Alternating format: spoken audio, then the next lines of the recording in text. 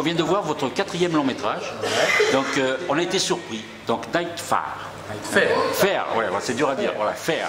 Alors on dit faire en anglais. Voilà, les petits jeunes ils m'ont briefé, mais j'y arrive pas.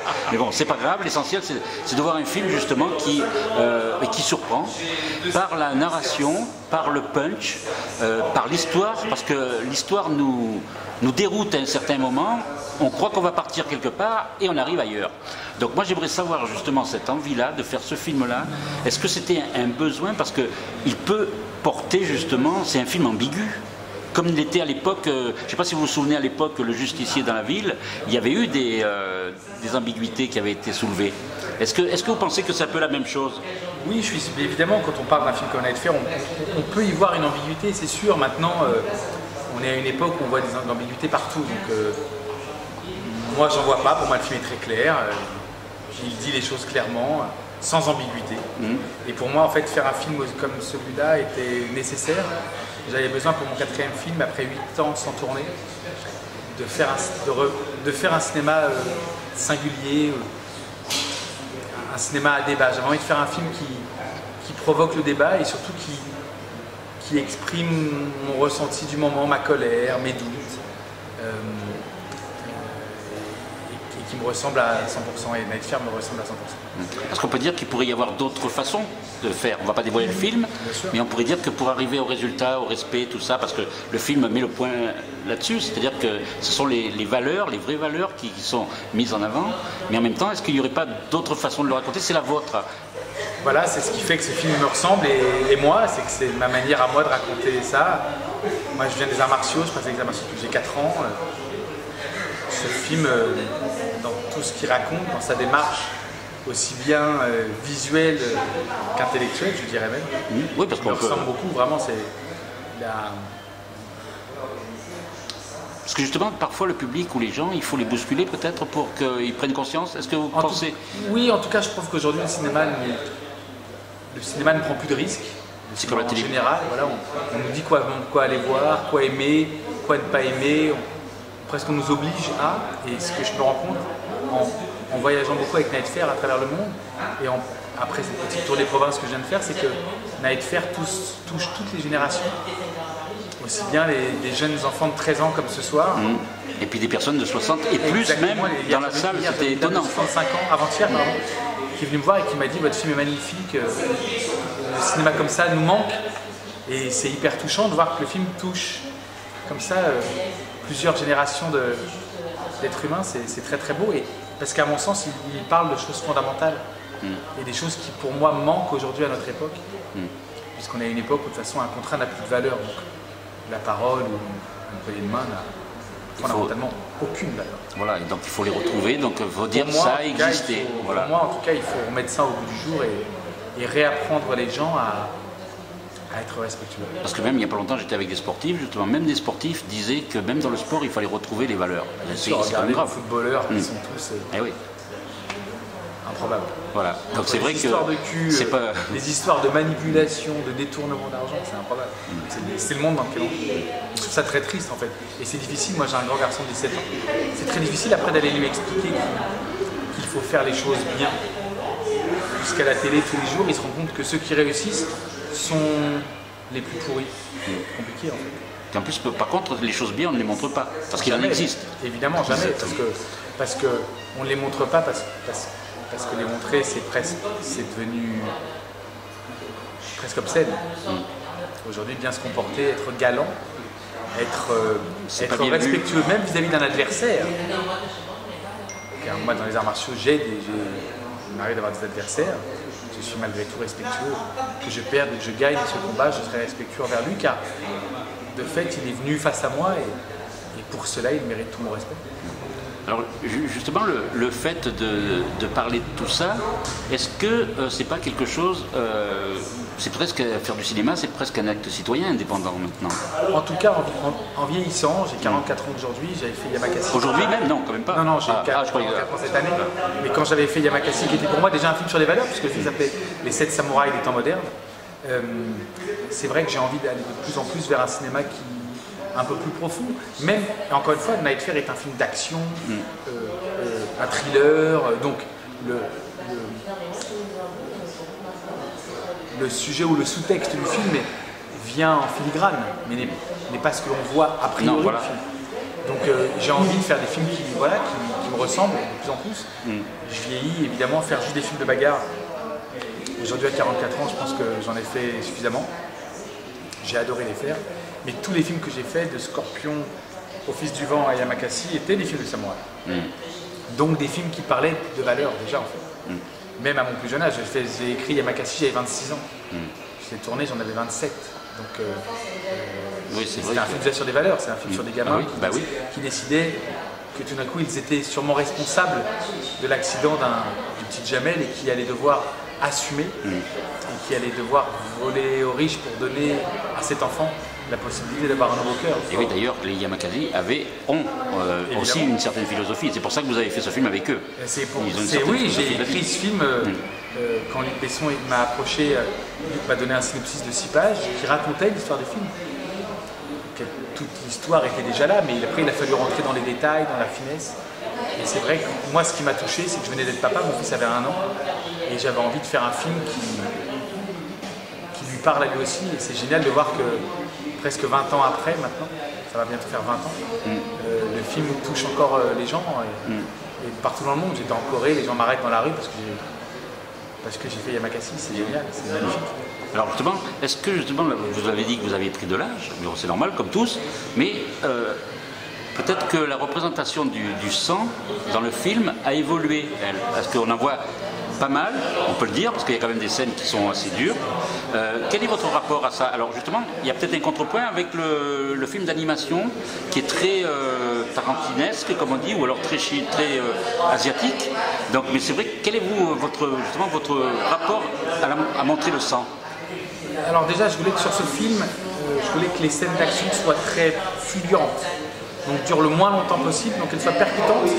Mais je voulais en aucun cas qu'on commence, moi, y prendre du plaisir à les filmer et les spectateurs y prendre du plaisir à les regarder.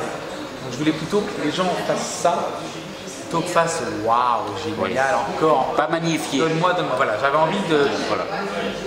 Parce que ça fait aussi partie, je pense, des choses qu'on doit maintenant commencer à montrer. Mais qu'on doit regarder que d'un œil. Exactement, parce qu'aujourd'hui, même au JT, maintenant, on a des choses horribles. Je détourne mes enfants du JT maintenant. Donc c'est vrai que j'ai un rapport. La violence ne me fait pas peur, la violence fait partie de mon quotidien, étant pratiquant, mais c'est une violence quelque part que je maîtrise. Maîtrisée, voilà, et contenue. C'est quelque chose pour lequel je m'entraîne depuis beaucoup d'années. C'est pour ça qu'on dit que c'est un art martial. C'est un art martial. Mais j'ai pas de.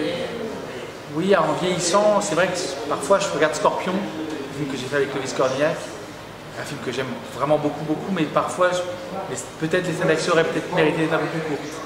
Oui, parce que là, par contre, elles sont très courtes. Là, on n'a pas le temps. On n'a pas le temps de s'arrêter dessus. Mais déjà, on va dire que sur Scorpion, j'avais déjà commencé ça, parce que sur 1h30 de film, les scènes de fight sur Scorpion durent 15 minutes. Donc ce ne sont pas si longues que ça en fait. Non. Scorpion parle de bien d'autres choses. Et tu as déjà un film sur le combat, mais sur le combat en général. Le combat d'une femme pour sortir de son contexte social, le combat d'un homme pour retrouver sa dignité d'être humain et de conquérir la femme qu'il aime. C'était un film sur le combat, mais déjà là dans Night Fear, les scènes sont beaucoup plus impactantes, plus resserrées. Ils me ressemblent beaucoup, quoi. Et en même temps, on a l'impression que les scènes de combat, c'est des scènes de cascadeurs vraiment, parce que c'est pas du chiquet, quoi. Oui. C'est pas décomposé, quoi. Ce que exactement. Je veux dire. Alors, je me disais toujours, un coup égale un plan. Et je voulais que mon driver soit à ce point efficace qu'un coup suffise pour lui à annihiler toute adversité. Parce que même les deux acteurs principaux, lorsqu'ils se battent tous les deux dans le là, on sent qu'il n'y a pas de c'est pas du chiquet, quoi. Non, il y a des astuces, bien sûr. Évidemment, c'est du chiquet. Mais c'est vrai qu'en imposant ma vision de faire ce combat en conséquence pendant 1 minute 30, chose que je n'avais jamais faite dans toute ma carrière, j'ai toujours fait des films très découpés, je trouve que ça donne à la violence de cette scène presque un contexte presque plus social, et on parle même plus de violence, on parle du rapport entre deux amis qui sont obligés d'en venir aux mains parce que tout d'un coup tout les sépare. Donc j'ai fait ce film en me disant tous les jours que j'étais en train de tourner mon dernier film, donc je n'avais plus rien à perdre. qu'il fallait que je fasse tel que je l'avais sur le cœur, tel que je le ressentais, tel que pour en être fier à 300%. Et c'est, je trouve, mon meilleur film.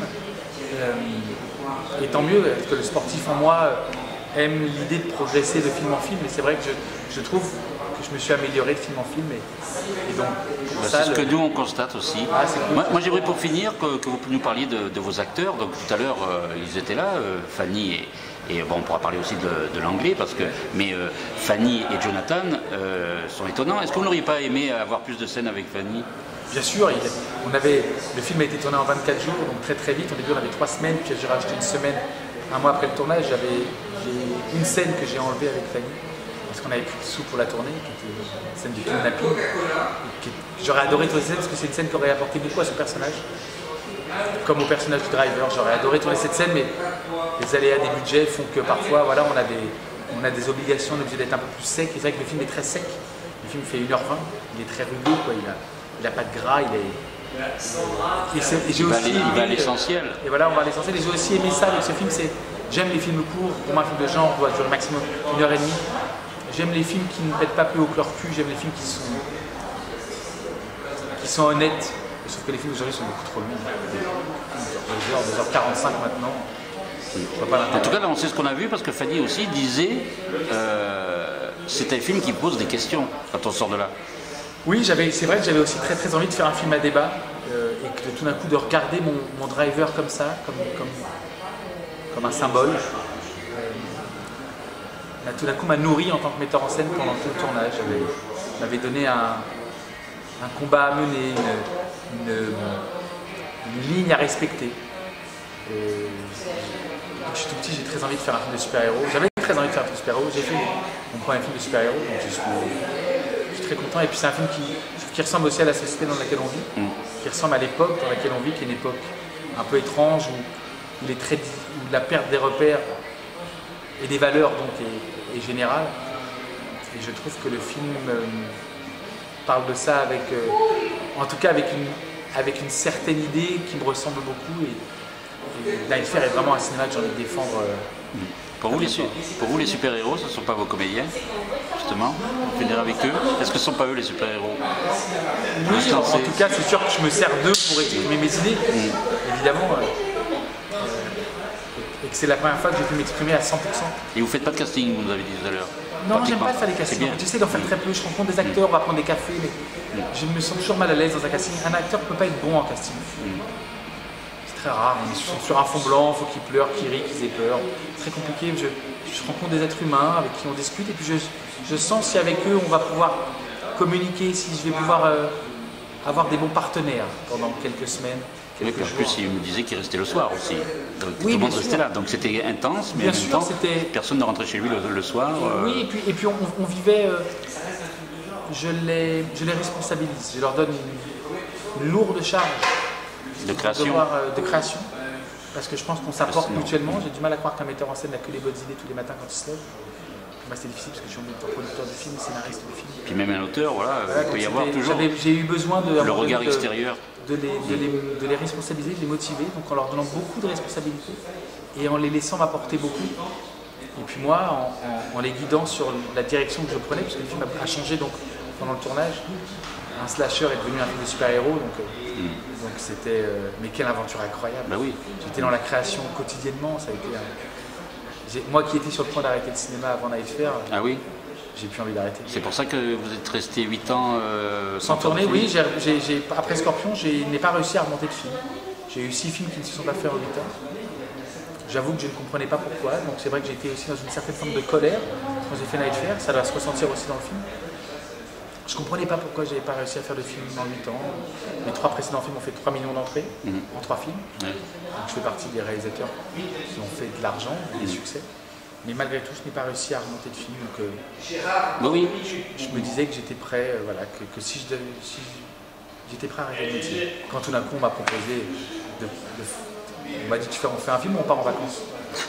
je dois en faire un film.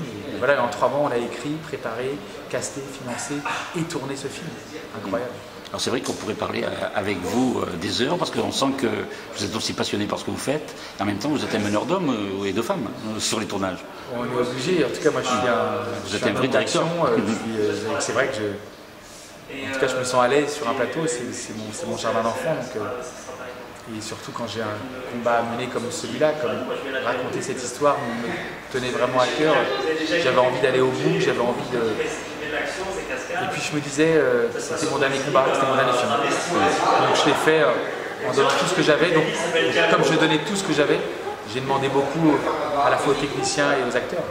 Donc ça a été une expérience incroyable. Mais en tout cas, vous êtes prêt à recommencer demain matin. Dans les mêmes conditions, parce qu'on peut dire que le public, maintenant, le film lui appartient, et en même temps, le film a appartenu au public dès le départ, puisqu'il y a eu des sur Ulule. Il a fallu montrer le film, et puis que les gens commencent à parler du film, et puis tout d'un coup, un distributeur s'y intéresse, les exploitants s'y intéressent. Donc ça a été un travail de longue haleine, c'est 18 mois de travail qui m'ont mené aujourd'hui, voilà, à quasiment terminer ma tournée de province, et le film sort dans moins d'un mois maintenant. Quelle aventure. Et au générique, il y a 700 personnes qui sont écrites, qui ont participé justement sur Ulule, et déjà eux vous ont fait confiance dès l'écriture. Parce qu'il n'y avait rien. Il n'y avait rien, on leur a rien fait dire. On leur a juste dit qu'il fallait aider Julien, moi, à faire mon 4e film et qu'on avait besoin d'eux. Quel cadeau incroyable. Oui. En tout cas, nous, on va mettre en avant cette aventure et ce film qui mérite d'être vu et d'être discuté, parce que ça suscite le débat. Exactement. Parce que c'est rare, après un film d'action ou un film de ce genre-là, de faire un débat après et de pouvoir discuter avec la salle sereinement. Et ce soir, j'ai discuté avec des enfants de 12 ans et demi et avec des personnes de 60 ans. Incroyable. Voilà. Donc, incroyable. La preuve que le cinéma peut réunir tous les âges. Exactement. Voilà. Exactement. Même un film dit de genre, donc dit difficile à apprivoiser. Julien Serry, merci beaucoup. Et puis on croise les doigts pour le 13 janvier, la sortie du film. Merci.